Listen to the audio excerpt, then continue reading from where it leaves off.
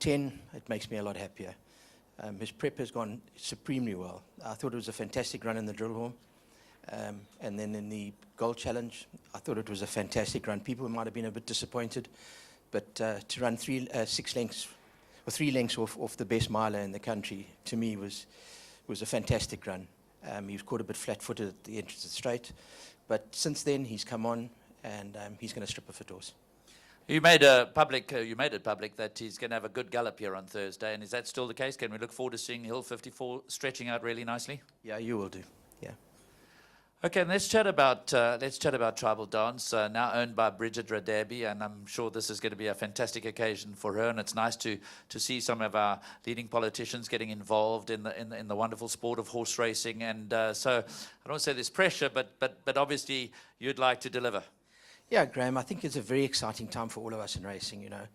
She's been a wonderful patron, and thank heavens we've had a bit of success for her, and the bug is biting, you know. Her brother's now shown an interest, and he'll be here on July Day. So, you know, I think it's all in our interest. Let's hope he runs really, really well. But, you know, his prep has gone very, very well, and I'm quietly confident. I really believe that this horse is going to be right there with him, you know. Now, of course, he's no stranger to the course and distance, because this time last year, on the first Saturday of July, he was a runaway winner of the Consolation, and won it really well. So that's and he's matured. He's come on. It's a year later. So you've got to be very comfortable with the fact that he'll give of his best on the day. Yeah, I am, Graham. You know, last year, obviously, he belonged to the late Roy Eckstein, and quite frankly, it was a bit of a travelling circus. You know, we ran him in the Guineas in Cape Town, and then we had him in the Derby in Port Elizabeth, which he won, and then we brought him up here for the Derby here. And obviously, you know, it was just in memory of the late, great Roy Eckstein, but this year it's been a far more settled preparation, you know, and if you look at the run in the Daily News 1900, he was really unlucky. He would never have beaten Justin's horse, but I'm convinced that he would have run second. And that was all part of his prep, and he won a good race in the Sledgehammer. He showed lots of courage with a big weight on his back. He's going to strip fit on next Saturday, and it'll be a very big run. Knowing that Hill 54 is going to give us a full gallop on Thursday, Tribal Dance, what can we look forward to? Yeah, he'll also have a bit of a workout, you know. They've got to get there, and they've got to strip fit next Saturday.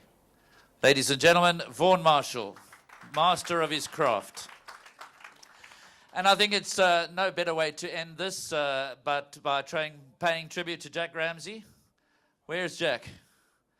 I know that the crowd is thinned out, and it's probably the die-hard racegoers that are left with us, but come on, let's give Jack a nice big round of applause. I wasn't exaggerating or joking when I said his first St. Petersfield, he was telling me, won the 1st July that he ever attended. That was in 1936. And this will be 71st Vodacom Durban July.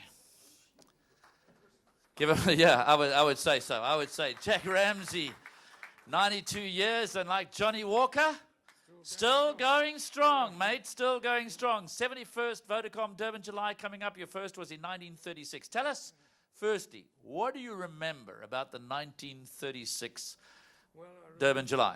There was no TV or no commentary in those days. And I remember Afros was a hot favourite, and the whole crowd were behind Afros. They were screaming him home. But Petersfield was a big chestnut English horse, and they fought it out up the straight, nose for nose. Then Petersfield just held on to win.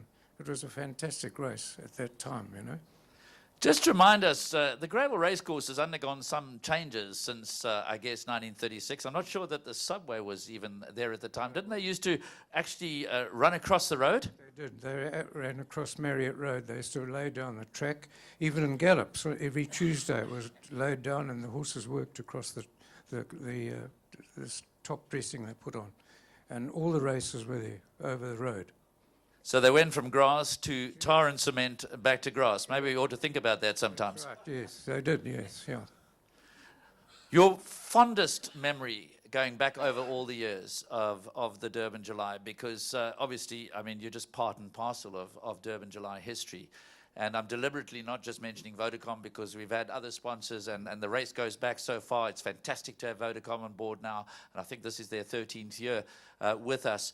But looking back, what would you say in your lifetime was the most memorable Durban July moment? It was the year that Mowgli and Radlington fought out the finish. Because usually, you know, some horses in front and they get caught and so forth, but this pair came into the straight arm for arm from the corner and they fought it out. They were right. The judge had, I think, 10 pictures before he decided which had won. And that was a great, because it was a race from the corner the whole way, you know. There was nothing cut and dried till afterwards. And Mowgli got home by a whisker. Jack, let's talk about briefly, very briefly, your own career in racing, because obviously you attended all of these Vodacom Durban Julys in a professional capacity for the most part. Obviously in recent years maybe as a part-timer, but you're still working. He's still working, ladies and gentlemen, at 92. There's no thought of retirement. Very briefly, always with the same newspaper, just give us a brief synopsis on your whole career in horse racing. Well, I started working at the Durban Turf Club as a schoolboy counting money. My father was in charge of all the temporary staff, and I used to come along and earn £5, you know, which I used to punt and lose probably. But I started then, I used to ride work too for Australian trainer Horniman, Frankie Horniman, and I used to ride work for my dad as well. He had a few horses, and my mother, and that's how I got into racing. Mostly afterwards as a journalist? Yes, well, yes, I was in the Navy for 6 years during the war, and when I came back, I worked for Sporting Life for a while, and then I was on the Royal Daily Mail and Sunday Times for 22 years, and then the rest of the time on the Mercury. Been very loyal to the Mercury, and they've been very blessed to have your contribution over that time. And in fact, the horse racing industry, the sport of horse racing, has been blessed. Okay, let's fast forward the clock to 2013. You've seen the field, you've seen the draw. I jokingly said in 71 years you haven't tipped us a winner, but I'm sure that's not correct.